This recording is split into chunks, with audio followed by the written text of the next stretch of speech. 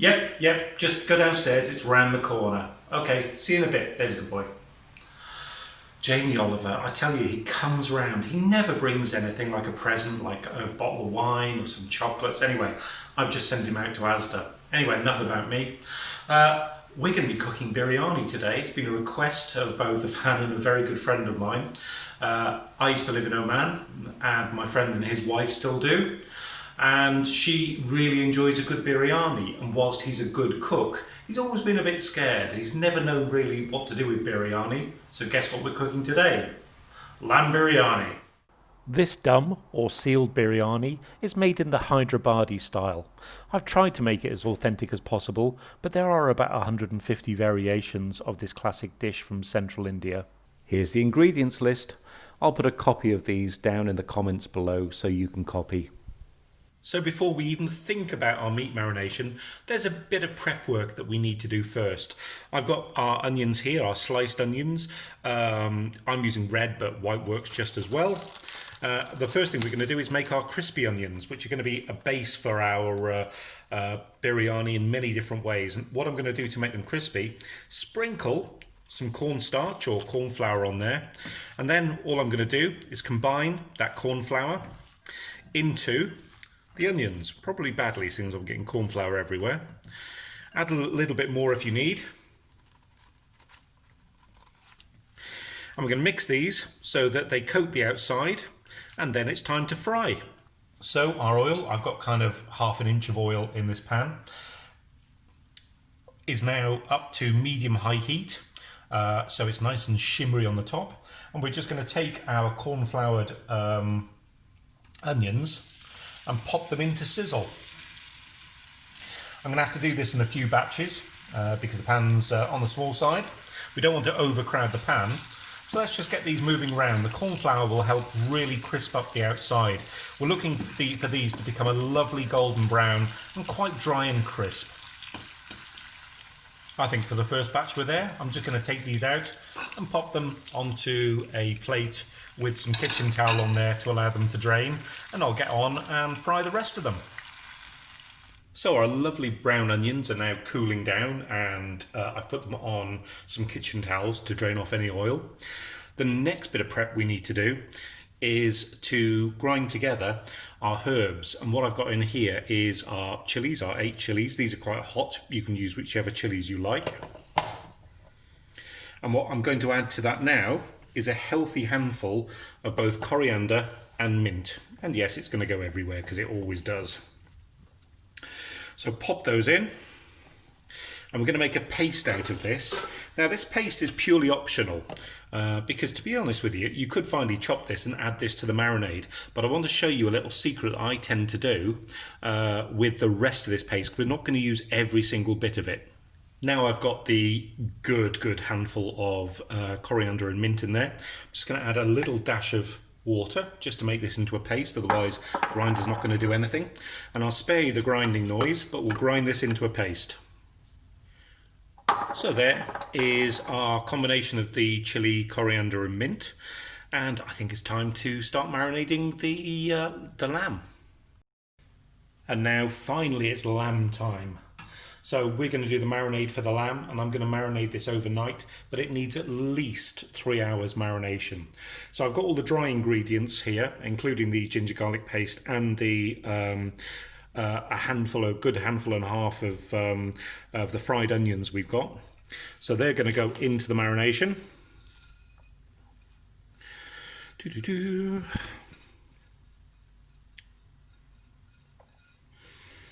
Smells so good. I'm not a great fan of like allspice and the kind of base clovey flavours, but this smells so good together. And now it's time for the wet ingredients. So we're going to add in the oil, our squeeze of half a lemon. Don't know quite how juicy this particular lemon is, but we shall see.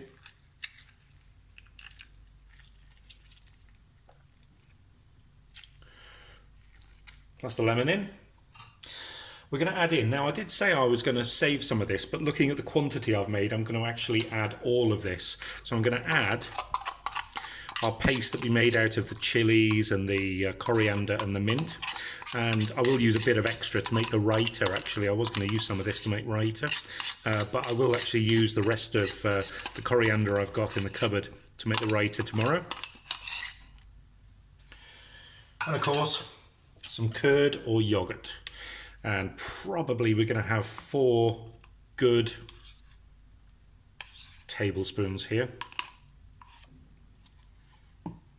There we go. And of course, what we're going to do now is mix this up. And there's our base for our biryani. It's all mixed through. I'm just going to cover this and put this in the fridge overnight. As I said, a minimum of 3 hours to marinate. I'm going to leave this overnight and I'll see you in the morning. Well, good morning, everyone. It's definitely morning because I've got my coffee, so I'm a happy boy. It's a beautiful sunny day outside. So we're going to crack on with our biryani. What we've got here looks like I'm having biryani for brunch because it's quite early. I'm actually now just soaking in cold water our good quality basmati rice. It does make a difference to get good quality. This is a good quality supermarket brand.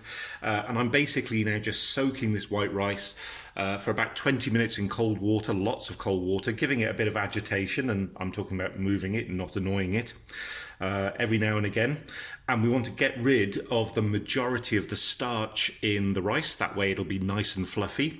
And also by soaking it, and we're going to soak it for about 20 minutes, it will cook a lot quicker. Bearing in mind we're not going to cook the rice all the way, we're going to cook it to about 70%. Over here I've got some hot water, just hot water from the tap.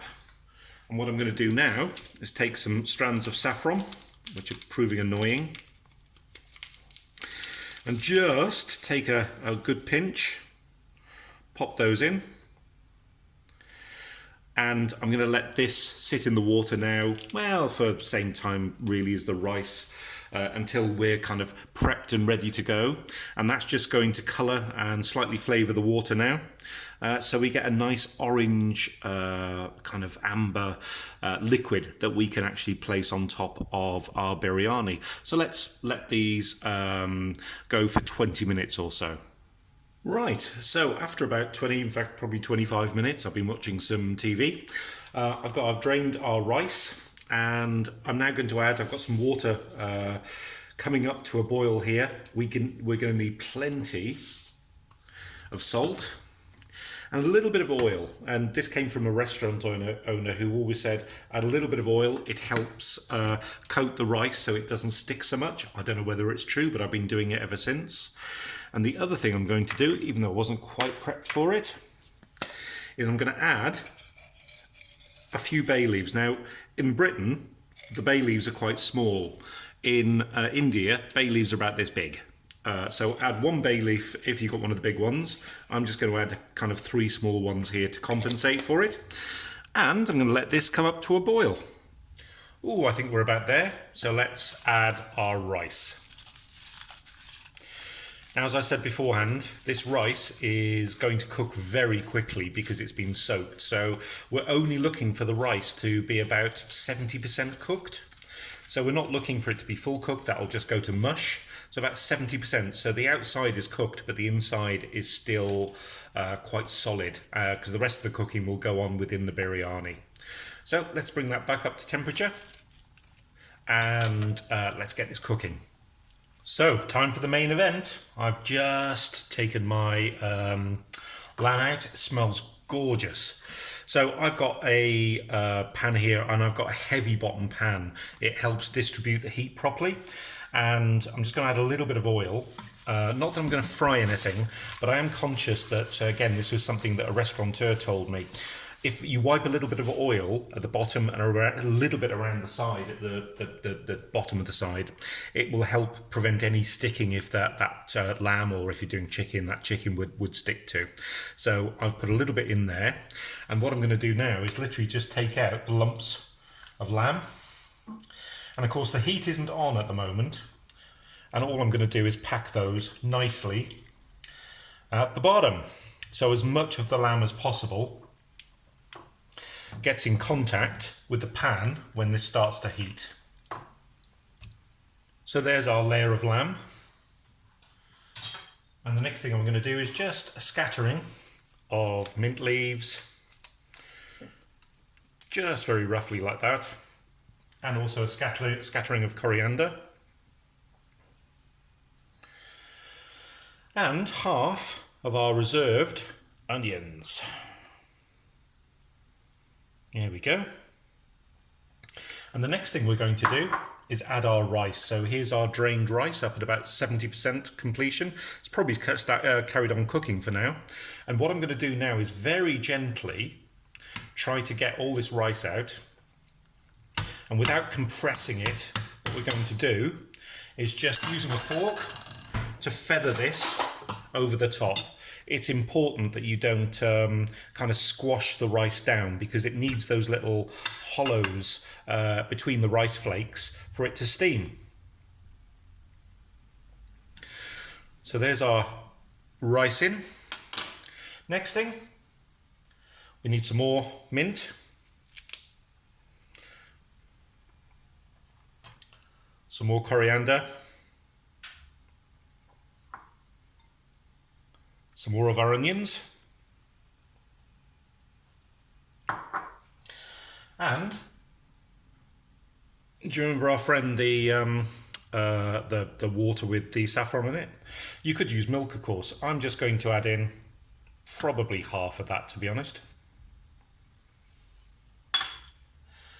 And the other thing I'm going to do is any leftover marinade, I'm just going to dot on the top. The yogurt actually helps with the moisture level. So I'm just going to dot in any leftover marinade that there's left in the pan. And just as the final kind of finishing flourish, I've got here some rose water.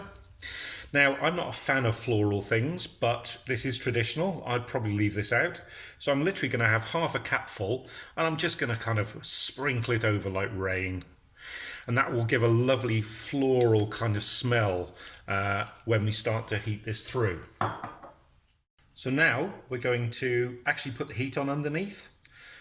And what a lot of people do, I've got an electric stove, which means that the heat will distribute evenly. If you're using gas, you'll probably find that you might need, certainly halfway through the cooking, to perhaps put a metal tray and traditionally perhaps a tower, which is a little pancake frying pan underneath, just to spread the flame properly around the base of the dish. But as I'm using electric, that's fine for me.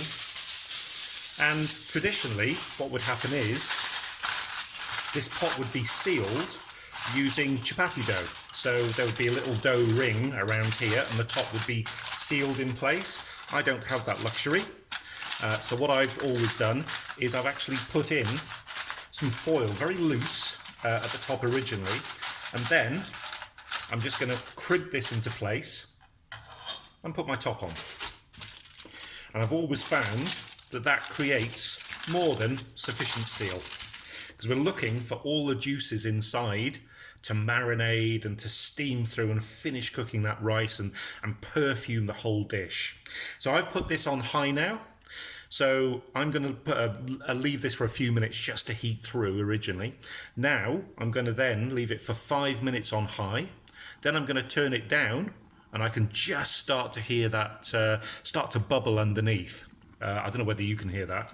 So I'm going to time this for 5 minutes. Then I'm going to turn this down to medium, and that's going to be for 25 minutes. There's our 5 minutes. I'm going to take this down to medium now.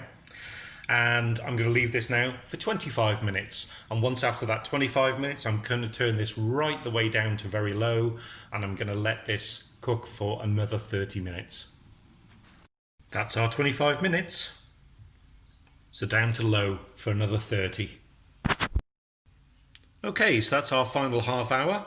We're not going to serve it just yet. We're going to take this off the heat. I'm basically going to leave it for 10-15 minutes just to cool down a little bit. So in my 10-15 minutes I've not been idle. I've actually made myself a bit of a raita. So in this particular case, yogurt, salt and pepper, and especially important to put salt and pepper in so it takes some of the sourness away from the yogurt. And then just chopped up mint and coriander. You can use whichever raita you like. So it's time for the big reveal. So we see what we've got.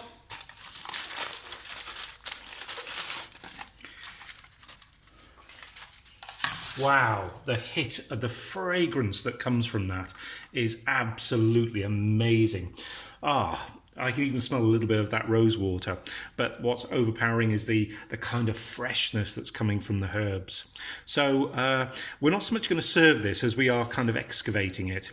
So we're going to go down the side and we're just going to fluff up the rice, and you can see how lovely and fluffy this rice is until we get down to the meat, and then we can start to excavate the meat up. Colours are beautiful. And just look at how tender this meat is. It just falls apart and it's cooked perfectly. Do make this, and if you do, let me see how it came out. Why not like and subscribe to the channel? We have tons of recipes here. Here's one right there. So until next time, bye.